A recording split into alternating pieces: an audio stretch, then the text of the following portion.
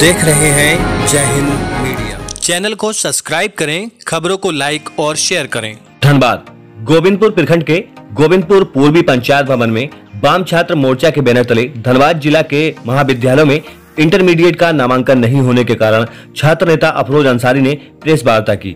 इसके दौरान मौजूद रहे मार्क्सवादी छात्र फेडरेशन के भूतपूर्व केंद्रीय अध्यक्ष सोमनाथ चक्रवर्ती, भूतपूर्व केंद्रीय सचिव धीरज शर्मा, छात्र नेता एवं पूर्व छात्र संघ के अध्यक्ष प्रत्याशी अभिजीत चंद्र, जयजीत मुखर्जी, अन्य सभी सदस्य मौजूद रहे। इस दौरान मीडिया के समक्ष छात्र नेताओं ने क्या कुछ कहा, देखिए रिपोर्ट जय हिंद मीडिया के लिए धनबाद से मोहम्मद फारूक अंसारी।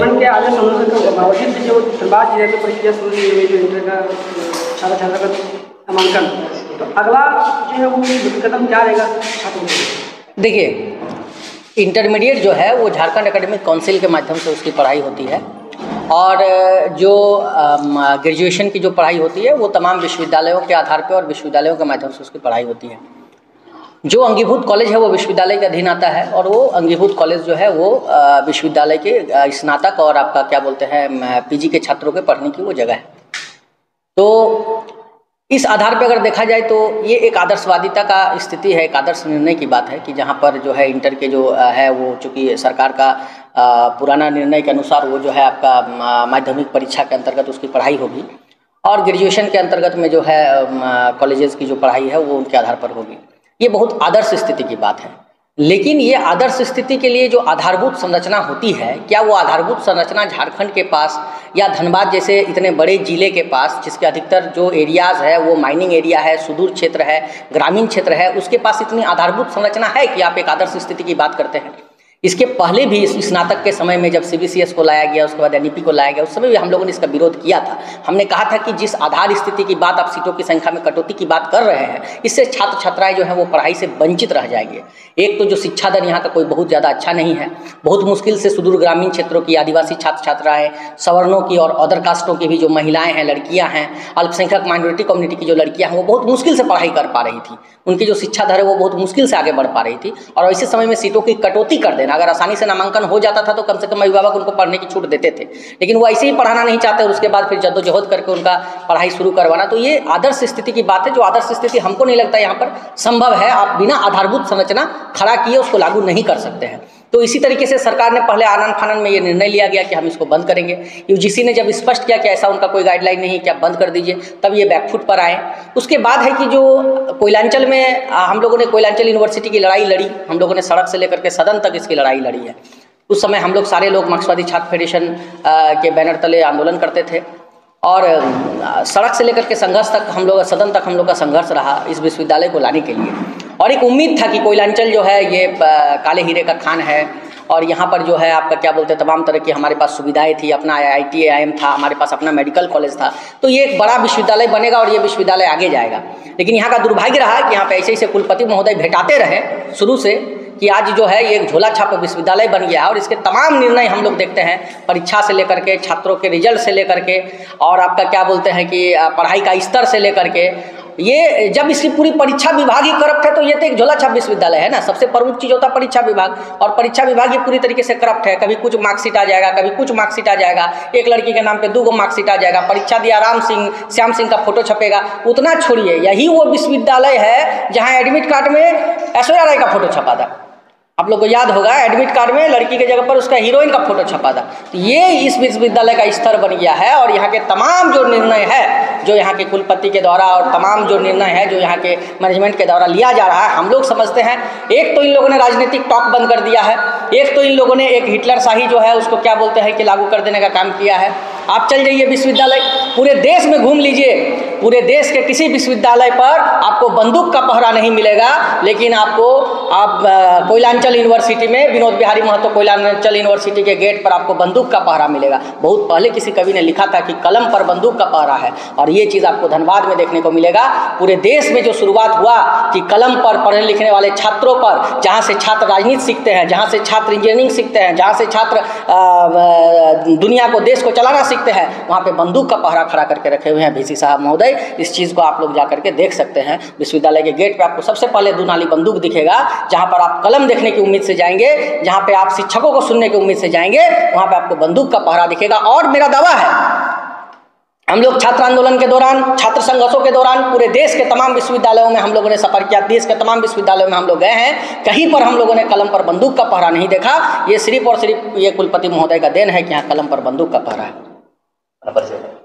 मेरा नाम सोमनाथ चक्रवर्ती है, हम पूर्व छात्र नेता हैं और केंद्रीय अध्यक्ष, हम लोग भूतपूर्व केंद्रीय अध्यक्ष रहे मार्क्सवादी छात्र परिषद। सरकार के निर्देश अनुसार बावजूद जो है वो इंटर में छात्र छात्राओं का नामांकन नहीं हुआ आर्ट्स कॉलेज में, क्या कहेंगे? सिर्फ बात आर.एस. मोड़ कॉलेज की नहीं है, पूरे धनबाद BBMQ के अधीन सारे कॉलेजों की ये समस्या है। और अभी तक जो भी बच्चे मैट्रिक पास किए हैं उनका हाई स्कूलों में एडमिशन हो रहा था, लेकिन चूँकि हाई स्कूल का सीट काफ़ी लिमिट है, 200 सीट है, 400 बच्चे ही एडमिशन वहाँ पे ले पा रहे हैं। तो बाकी जो इतने मात्रा में, इतने अधिक संख्या में जो इस बार बच्चे पास हुए हैं, रिजल्ट काफ़ी अच्छा हुआ है मैट्रिकुलेशन का, तो वो बच्चे कहाँ जाएंगे? क्योंकि अभी तक जो VC साहब से जब भी बात हो रही थी, वार्ता हो रही थी, तो उनका कहना था कि हमारे पास सीट नहीं है या सरकार का आदेश नहीं है, हम लोग जो है या अपने यहाँ एडमिशन नहीं कर सकते, हमारे क्या इंफ्रास्ट्रक्चर नहीं है, जिस कारण से व्यवस्था की कमी है हमारे के यहाँ, तो बच्चों का एडमिशन हम नहीं लेंगे।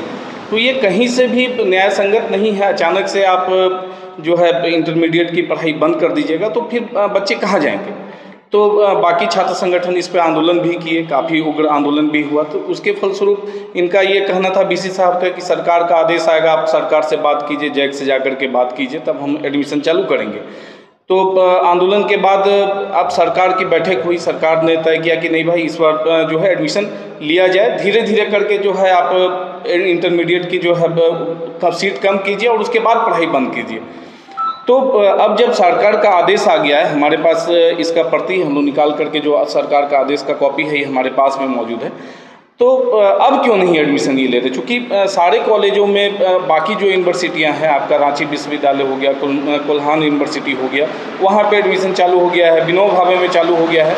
तो फिर हमको ये समझ में नहीं आ रहा है कि ये VC साहब चाहते क्या है, यहाँ पे BBMQ में एडमिशन क्यों नहीं लिया जा रहा है? ये तो कहीं ना कहीं ये तो तानाशाही है, बच्चों से बात नहीं करना चाहते, या आपको फिर बच्चों के भविष्य की चिंता नहीं है, आप उनके भविष्य को बर्बाद कर रहे हैं। अभी 1 महीने के बाद जो है इनका रजिस्ट्रेशन चालू हो जाएगा बाकी जगहों पे, आप एडमिशन की प्रक्रिया अभी तक चालू नहीं किए हैं, तो फिर उनका भविष्य क्या होगा? आप चाहते हैं कि मेरा बाकी बच्चों का जो है साल बर्बाद हो जाए? ये तो कहीं से भी उचित नहीं है ना, बच्चों का भविष्य खराब करने वाली बात है। हम लोग मांग करते हैं कि सारे कॉलेजों में जल्द से जल्द एडमिशन की प्रक्रिया चालू हो, ताकि मतलब कि जो बच्चे बच गए हैं, जिनका एडमिशन कहीं भी नहीं हो पाया है, वो उनका भविष्य खराब नहीं हो, उनका साल खराब नहीं हो। अगर इस तरीके का अगर VC साहब इस पर कोई भी फैसला नहीं लेते हैं तो फिर आगे मतलब कि उग्र आंदोलन होगा। हम लोग कॉलेजों में तालाबंदी करेंगे, हम लोग यूनिवर्सिटी में तालाबंदी करेंगे, सड़क पर जो है हम लोग आंदोलन करेंगे।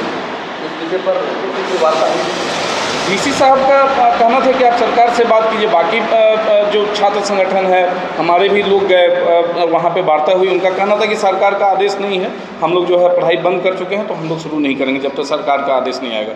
तो अब जब सरकार का आदेश आ गया है तो आप शुरू कीजिए, फिर अभी क्यों बंद है, इसका जवाब VC साहब दे। सूचना मिल रहा है कि कोल्हान और रांची में एडमिशन जारी किया गया, लिया जा रहा है, तो यहाँ पे क्यों नहीं? हाँ, ये तो चीज़ें मतलब कि ये VC साहब का कहीं ना कहीं तानाशाही है, ये छात्र का भविष्य को नहीं देख रहे हैं, ये कहीं ना कहीं मतलब कि जो है भविष्य बर्बाद कर देने वाली बात है, इसको चालू करना चाहिए। अरे इंफ्रास्ट्रक्चर की कमी है तो फिर कम बच्चे का एडमिशन होगा। आप बताइए कि हाँ भाई, हमारे यहाँ 400 बच्चे का एडमिशन हो, 600 बच्चे का एडमिशन हो, जितना आपका संख्या, जितना कैपेसिटी है आप उतने ही बच्चों का एडमिशन लीजिए, लेकिन लीजिए, बंद मत कीजिए, उनका भविष्य को बचाइए। धीरज शर्मा। पहले तो आप लोग का धन्यवाद।